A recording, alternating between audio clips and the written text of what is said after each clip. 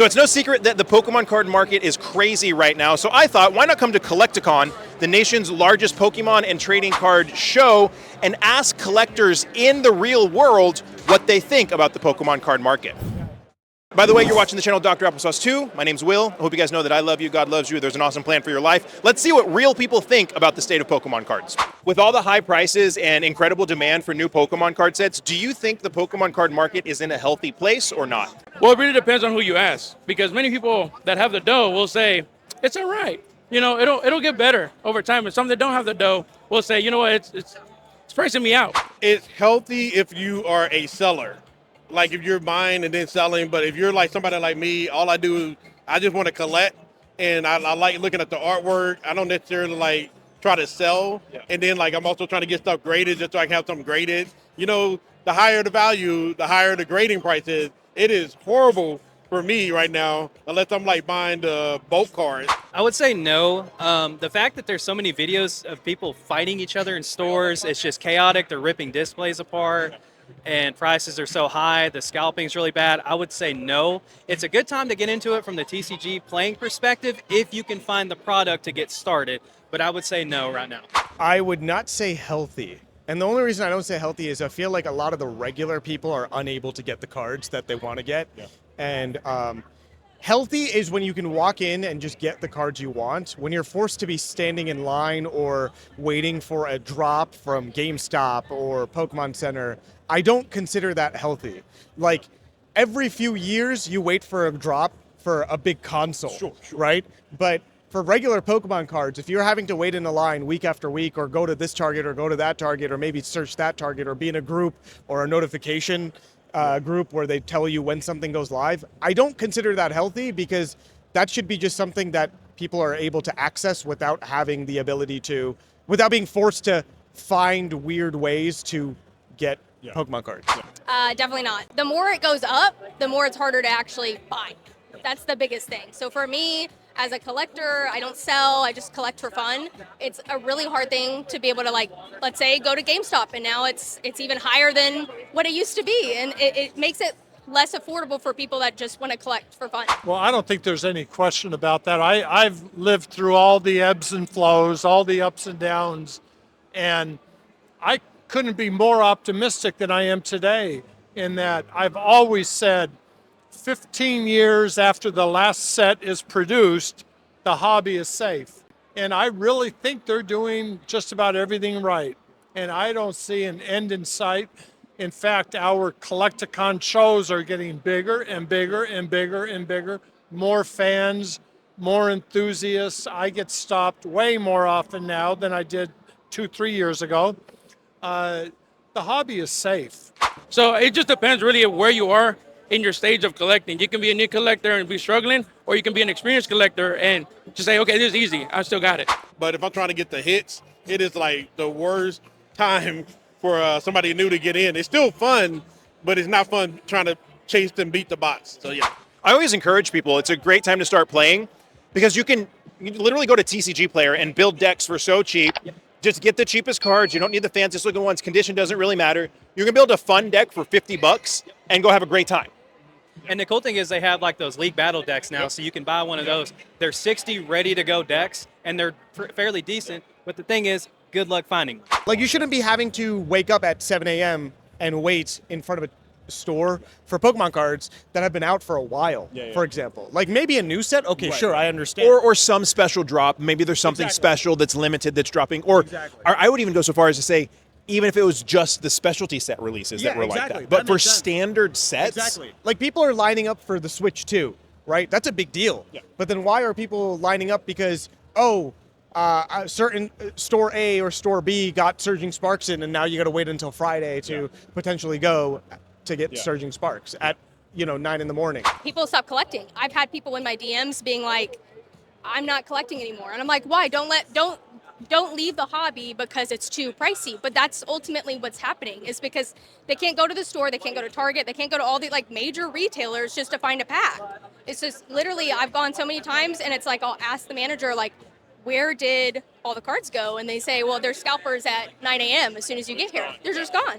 I love that perspective, because I can I can understand and even agree to, like, from a micro perspective of what's going on is hard for people that want to collect modern and maybe just want to be able to buy packs and open packs and have some fun. That is difficult. Yeah. But when you zoom out and you take that macro look at it and you have the perspective of decades, you can say, hey, this is an ebb and a flow. This happens. Things are going to recover. Things are definitely going to get better. This too will pass. Yeah. So what do you think about big stores like GameStop that are coming out and selling brand new sets at over MSRP on release day? That's really tough. GameStop is supposed to be there for the people that can't make it to a lot of these conventions that are experienced. So with them selling it over MSRP, it's really tough because you have lines waiting forever, and then to just make it up there and realize it's a lot more than what you expected without even doing the research sometimes, it's really tough and it hurts the market. I got to play both sides here. On one hand, I get it as a business because, it's a lot of people trying to get it. You can make more money. As a business, that's what you're going to do. You want to make money. But as a fan, a customer that's coming in, let's say like Destin Bravo is supposed to be $50, $45, something like that, in market price, right? And then I come to a con like this and they're charging $80, $110, $250, things like that. It's like, whoa, that's a little excessive. I'm kind of 50-50 on it. It depends on what their distributors are selling it for, but at the same time, there's a little bit of card sharking there, like a little price gouge on it. I'm definitely not against, or I'm against it, excuse me. I think that it should be for MSRP. Okay, here's the problem with that conversation. At the end of the day, right? Like it's manufacturer suggested price, right? So it's not like what you should sell at, but it is a very weird situation when stores that have been selling things at MSRP, the price that we know to get, that are going market pricing. It's a little weird. It is very weird, and it's not because it's not weird because it's like it's out of nowhere. It's just you've been relying on these companies for years. Right. We've been relying on going to Walmart for years, to Target for years. So when you walk into Target and you realize Blooming Waters is $70 as compared to whatever it was originally, you kind of are taken aback. So it's just really tough. Like I kind of said before, like it makes it a little less affordable for people that are saving. Not everyone is a seller and they can say, here's a bunch of money, let me just, collect what I can find. So it makes it really unaffordable for people. And it also kind of leads the segue of if they're going to raise the pricing and they're basically raising the market, then sellers are even going to get even higher. Singles of cards are going to get even more higher. It's kind of a snowball effect. Well, something from my place, there's no reason for me to like that and that. But do I understand business? Yeah, I've been in many businesses before, and I can see why they're doing it. I really believe that the Pokemon Company International should control it maybe a little better. And GameStop jumping in there, I didn't like that from the beginning. I could almost see that it was going to, snowball a bit, and which I think hurt our local, LGs. And they canceled pre-orders. So it's really interesting. And there's also like some rumors of other bigger stores like Walmart, like neighborhood markets and stuff, kind of following suit. Do you think that other stores, large and small, will look at GameStop's model and start to do that as well? I believe so. One thing that I started to see lately was how Costco was doing things in the fact of they were having like a lottery or like a ticket system where nobody can go and ambush the store. Yeah. I think if they would all follow that suit, I think it'd be a lot easier and safer for people. But with GameStop, I mean, it's really hard to tell because anything can change any day.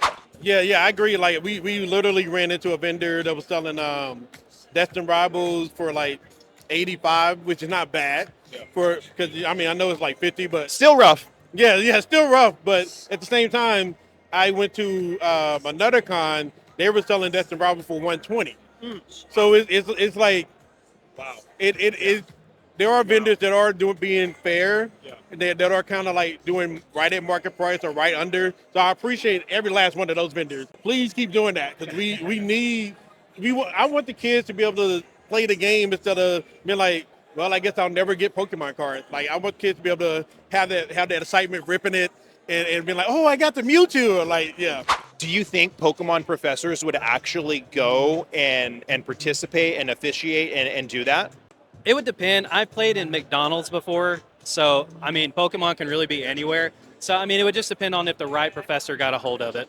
Because once again, you might be excited to go get these cards, and then you stand in line all this time and you realize, wait, it's $20-$30 more. And that hurts the regular collector. It hurts the person that doesn't get to stand in line all the time because now they have to spend X amount of money to get it. So it's weird. It is weird because that is usually, they were the standard, they were the standard, and now it's a weird place. It's definitely weird. Do you think with GameStop having thousands and thousands of stores, setting a trend and a precedent, do you think other stores will see what they're doing and follow suit?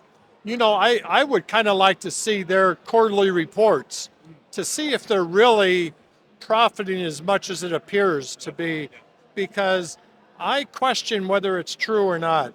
And I would think that my guess, based on experience, is they're probably underperforming, and that it might not be a long-term thing that other companies would want to take a chance on, jump into.